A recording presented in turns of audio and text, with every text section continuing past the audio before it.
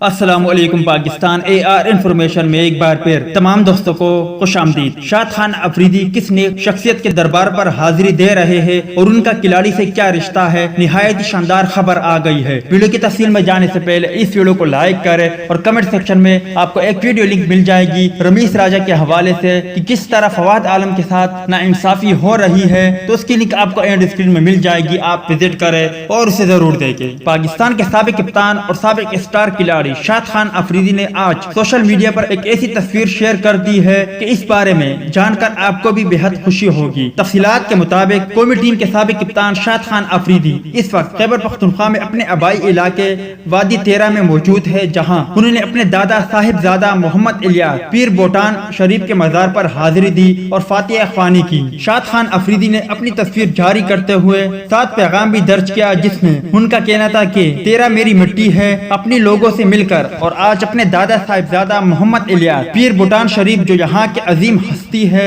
ان کی قبر پر فاتحہ پڑھ کر بہت سکون محسوس کر رہا ہوں۔ میری عزت اور کاوشیں سب اسی جگہ سے جڑی ہے اور میں اپنے دادا کی طرح تیرہ کے لوگوں کی مدد کرنا چاہتا ہوں۔ یہاں یہ امر بھی قابل ذکر ہے کہ شاہد افریدی کا تعلق صوفیہ کے خاندان سے ہے اور ان کے دادا مولانا محمد الیاس بوٹان معروف روحانی شخصیت ہے جن کا مزار وادی تیرہ میں موجود ہے۔ تو دوست یہ تھی شاہد افریدی کے حوالے سے کچھ اپڈیٹ، امید کرتا ہوں آپ کو پسند آئی ہوگی۔ اس اپڈیٹ کے متعلق اپنی رائے کے اظہار کمنٹس باکس میں ضرور دیں۔